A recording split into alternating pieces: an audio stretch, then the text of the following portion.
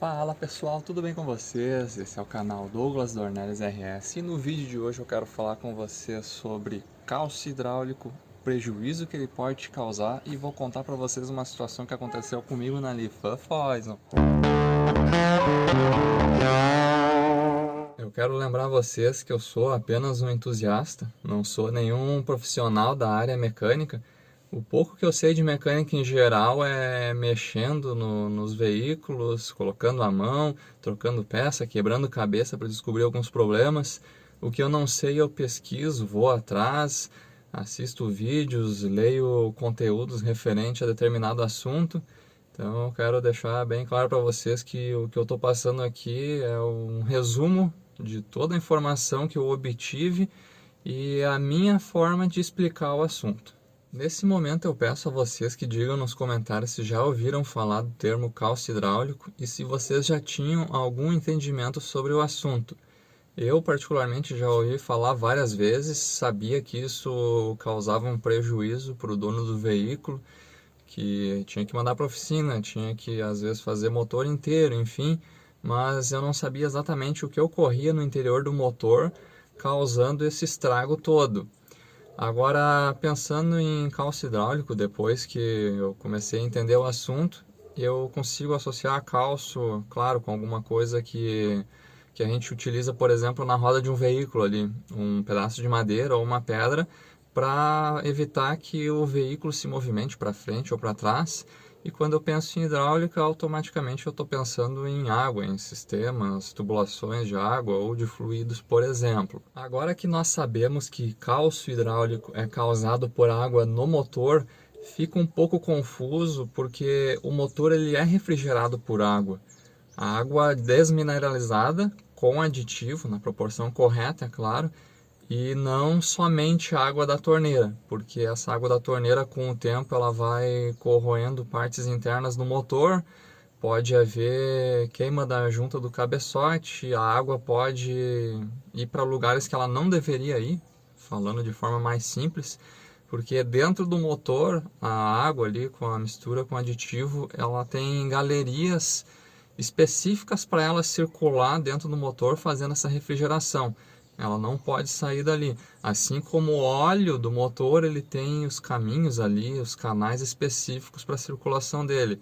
Os dois elementos trabalham no mesmo ambiente ali, porém separados por paredes, vamos dizer assim.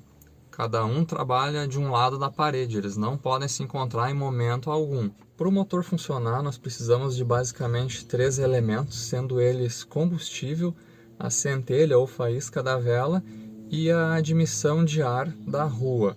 Esses 3 elementos se encontram no local chamado câmara de combustão. Agora, para a gente entender um pouquinho melhor o motor, geralmente é falado parte de cima do motor, parte de baixo do motor, e na parte de cima nós temos o cabeçote. Nele tem válvulas de admissão, de escape, que ficam ali no mesmo lugar, e nesse lugar ainda nós temos a vela, ou seja, ali é um lugar que a gente já tem os elementos se encontrando. A gente tem o ar, tem o combustível e tem a faísca ali, que é a centelha. Agora, falando da parte de baixo, a gente tem o bloco do motor. Nele ali tem as camisas, que são ali paredes cilíndricas, e dentro o pistão do motor ele corre. Ele tem os anéis ali para não deixar passar óleo para a parte de cima ali do motor, para não ir óleo para a câmara de combustão, senão é o que acontece quando o carro está fumando. O óleo ele passa pelos anéis e acaba se misturando junto ali com o combustível, o ar e a centelha, a faísca, e acaba saindo aquela fumaça lá no escapamento do motor. Mas enfim, vamos considerar um motor funcionando perfeitamente sem estar subindo óleo. Agora, quando a gente fecha tudo isso, todo esse conjunto ali, une o cabeçote no bloco e o motor está em pleno funcionamento, o pistão ele fica subindo e descendo várias vezes por segundo e cada vez que ele faz esse ciclo ocorre a explosão. Quando o pistão chega no PMS, que é no ponto máximo superior, ele comprime tudo que está ali dentro, ele faz a compressão do combustível, da faísca e do ar, gera a explosão e essa explosão faz o pistão descer novamente. E isso vai gerando o ciclo. Enquanto 2 pistões explodem ali, desce, 2 sobem e assim vai acontecendo. Na parte de baixo do motor, quem acompanha o canal aqui viu os vídeos de limpeza do cárter e troca de bronzinas de mancal de biela, viu que a gente tem o virabrequim. Tira a tampa do cárter, isso de qualquer motor, tira a tampa do cárter, vocês vão ver que tem um eixo virabrequim que ele parece uma manivela. Aqui no caso da Lifafoison, ele tem 2 colos, digamos assim, deslocados num sentido, 2 colos deslocados no outro, e ali vão presas as bielas, que é o que conecta no pistão. Ou seja, vocês imaginem uma manivela, vocês sabem que ela faz movimentos assim circulares, certo? Então, no momento que 2 pistões estão descendo, 2 já estão lá em cima. Aí gera a explosão, desce e vai fazendo esse ciclo. 2 pistões descem, 2 pistões sobem. Na câmara de combustão, tem que ter esses 3 elementos. Se entrar óleo, seja ali pelos anéis dos pistões, ou seja pelos retentores de válvula do cabeçote, vai fumacear o escapamento lá atrás e vocês não vão ter um funcionamento correto do motor. A mesma coisa se entrar água nesse local. Agora acho que a gente consegue já melhorar a nossa linha de raciocínio. Vamos ver.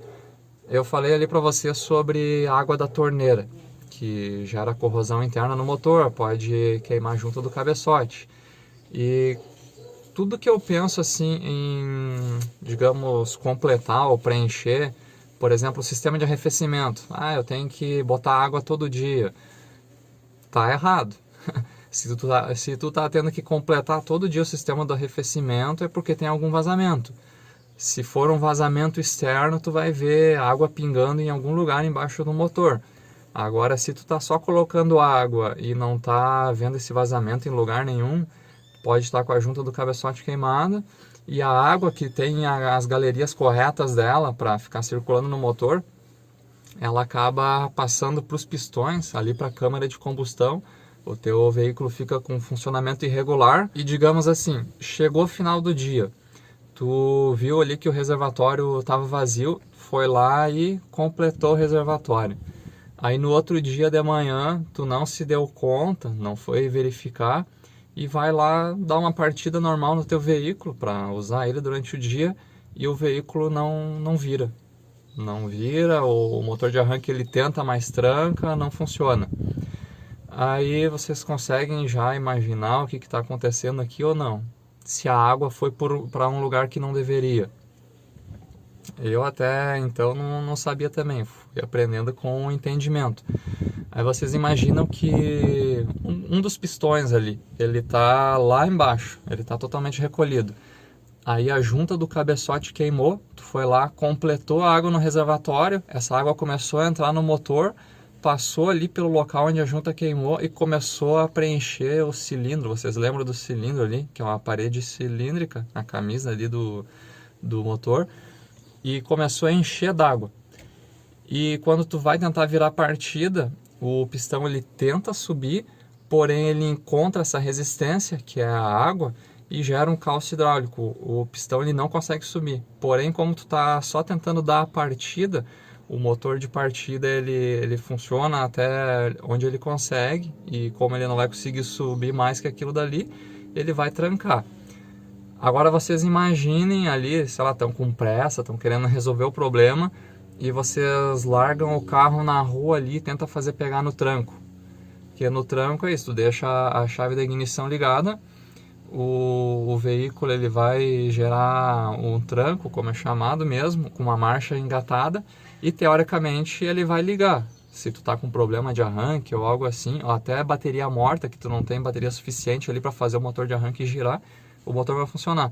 Mas tu imagina ali que tá com uma resistência já de água no cilindro e o motor ele não consegue se movimentar. Aí tu vai tentar dar um tranco com a marcha engatada, ele não vai conseguir subir o pistão, e essa biela que é conectada no pistão, ela pode forçar a ponto de entortar, empenar ou quebrar. Aí tu já tem um baita de um problema. Essa é uma das formas de gerar calço hidráulico no motor do teu veículo, Não é a mais comum, mas se tu é daquelas pessoas que na tua vida acontecem umas coisas inexplicáveis, é melhor se prevenir. Se tu viu pingos de água debaixo do motor do teu veículo, ou pior ainda, se tu não viu nada assim que indique algum vazamento, mas tu tem que estar constantemente repondo a água ali no reservatório de expansão do veículo, pode saber que essa água está indo para algum lugar que não deveria. Mas nessa altura o teu motor já vai provavelmente estar apresentando sinais de problema. Ou seja, se tu parar o teu veículo nesse momento e fazer a manutenção, com certeza vai ser mais em conta do que se tu deixar parar de vez. Outro detalhe, pessoal, aqui eu falei de 2 pistões subindo, 2 descendo. Aqui eu estou considerando um motor convencional, por exemplo, o motor da Lifanfoison, que ele é um motor 4 cilindros. Uma situação que aconteceu comigo aqui na Lifanfoison, pessoal, que tinha que estar completando água constantemente, e nesse período eu até parei de utilizar a água correta, que seria desmineralizada com a mistura de aditivo, porque eu tinha que achar esse vazamento antes de fazer ali o preenchimento com a mistura correta, né, com os produtos corretos. O que aconteceu? Quando eu fui trocar a correia dentada, eu localizei ali um vazamento na bomba d'água. Porém, essa água não pingava no chão porque pegava na correia e a correia já espalhava essa água. Como eram gotas, não era algo absurdo assim, essa água era espalhada e eu não conseguia visualizar lá no chão.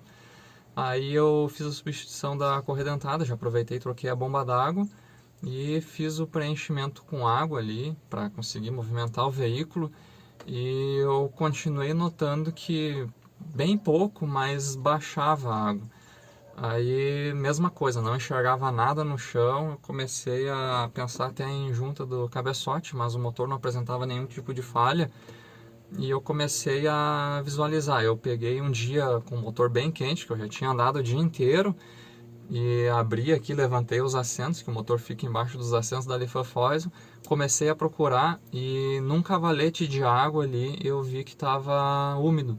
A água, ela saía ali, vazava do cavalete, mas com o motor muito quente e era pouca água, ela acabava evaporando antes de conseguir pingar no chão.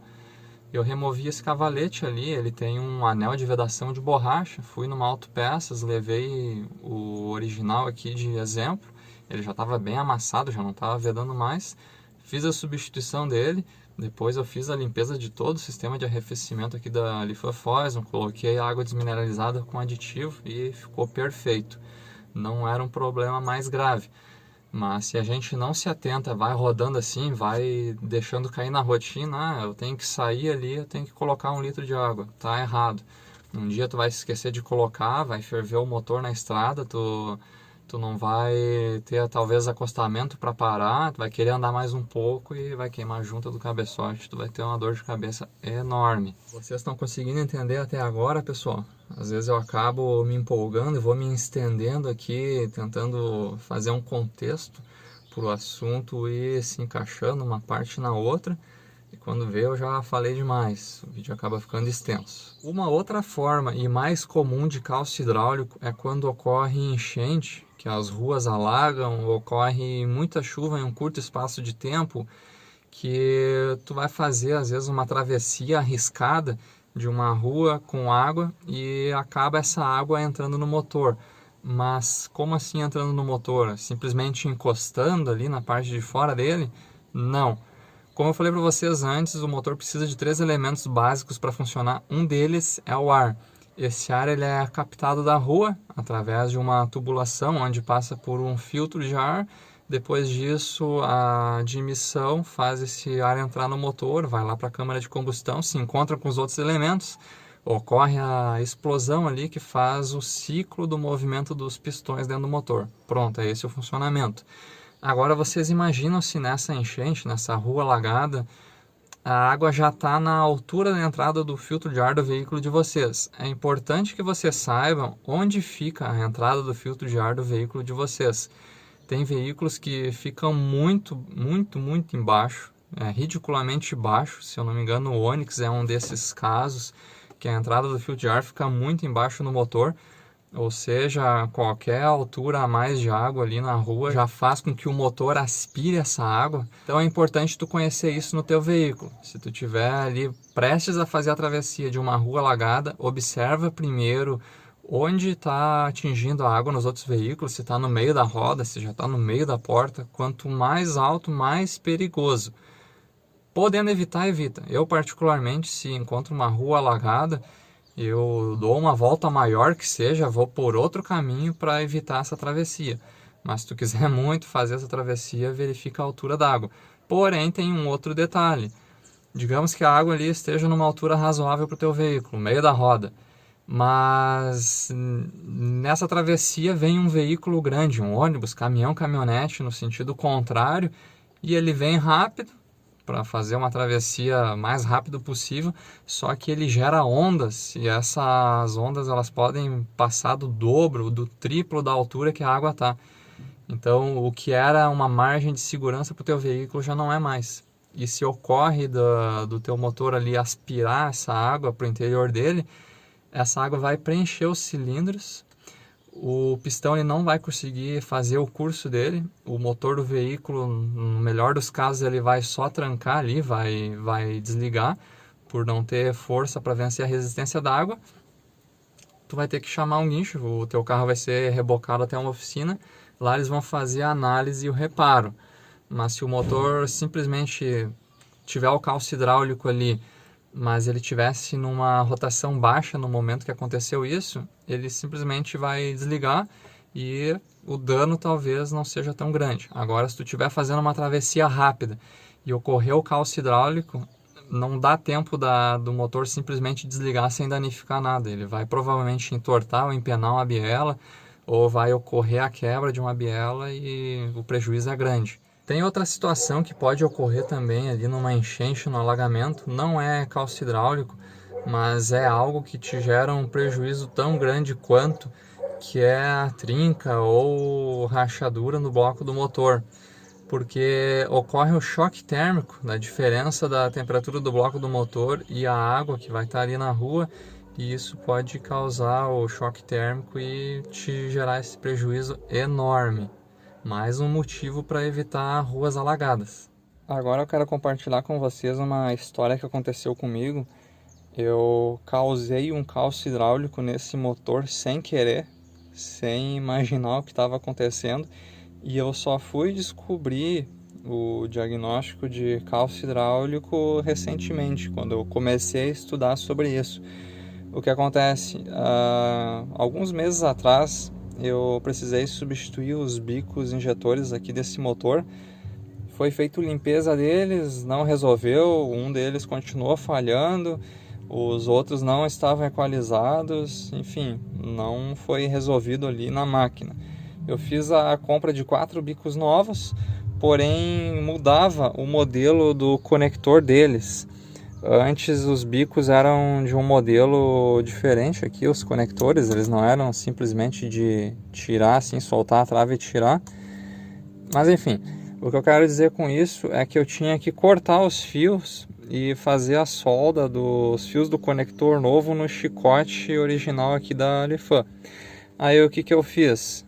Eu soltei a flauta aqui, onde os bicos são fixados, tirei os bicos, deixei só os chicotes e fiquei fazendo testes. Eu virava a chave de ignição e com o multiteste conectado nos fios ali que ficaram expostos, eu comecei a identificar o que era positivo, o que era negativo, para fazer a solda ali nos chicotes novos e ficar de forma correta. Porém, aconteceu a seguinte situação: eu deixei a flauta posicionada praticamente na mesma posição que ela fica aqui com os bicos, porém sem os bicos. Ou seja, cada vez que eu virava a chave de ignição, a bomba acionava e pingava combustível diretamente aqui dentro da câmara de combustão, só que numa vazão muito grande. Quando os bicos injetam, eles injetam um leque, eles injetam só um leque ali de combustível, e quando os bicos não estão aqui no lugar e a bomba de combustível ela aciona, pinga muito combustível. É como se pegasse uma mangueira assim, ligada de forma fraca, ali, com uma pressão mais fraca, mas fica correndo combustível. E você sabe ali quando pega, às vezes, uma jarra, um copo, algo assim, e começa a encher de água, e a gente começa, pelo ouvido, a perceber quando tá ficando cheio, que o barulho vai mudando, assim, a gente sabe, ó, tá cheio, já vai começar a derramar. Eu comecei a ouvir esse barulho, mas não me dei conta nenhuma. Ou seja, o cilindro estava enchendo de combustível. Depois disso eu identifiquei positivo e negativo, soldei, isolei, montei tudo como tinha que ser. Fui dar a primeira partida ali, o motor ele deu uma giradinha e trancou. Trancou e mesmo com a chave mantendo ligada, não virava mais. Eu já pensei, pronto, né? Fui tentar fazer em casa para economizar mão de obra, agora eu vou ter que levar num mecânico, explicar o que aconteceu, descobrir o que houve. Porque até então, sei lá, achei que tivesse ligado invertido os cabos, algo do tipo, e o motor tivesse trancado. Aí o que eu fiz? Desliguei a chave de ignição, virei novamente e segurei ela forçando para o motor de arranque ali se virar. O problema é dele, né? E daí virou o motor, virou, até que pegou falhando assim e daqui a pouco já alinhou e ficou 100%. Fiquei feliz, naquela situação deixei por isso, não sabia o que tinha acontecido, mas estudando o cálcio hidráulico eu descobri o que aconteceu. Essa situação não foi exatamente um cálcio hidráulico, não foi com água, mas lembra muito, é uma simulação bem próxima do que é um cálcio hidráulico, porque o combustível também criou uma resistência ali na camisa, o pistão ele não conseguia fazer o curso dele, porém como estava gerando a centelha ali dentro da câmara de combustão, esse combustível foi queimando aos pouquinhos, até que o pistão deu conta de subir, fazer o ciclo dele, gerar a explosão, e enquanto tinha excesso de combustível o motor ainda ficou falhando, mas depois ele alinhou e ficou funcionando como deveria ser. É uma situação que eu queria compartilhar com vocês, até mesmo porque na época lá eu não fazia ideia do que tinha acontecido. Eu sabia sim que estava enchendo de combustível ali, mas eu pensei, isso aí vai queimar depois e tal. Mas eu não imaginei que isso seria tão similar a um cálcio hidráulico. Bom, pessoal, eu me estendi bastante no vídeo aqui, eu me empolgo falando, vou dando exemplos, eu vou parando o vídeo aqui, vou assistindo, vou acrescentando informações. Espero que não tenha ficado longo e maçante demais e espero também que eu tenha conseguido esclarecer para vocês um pouquinho do que é cálcio hidráulico.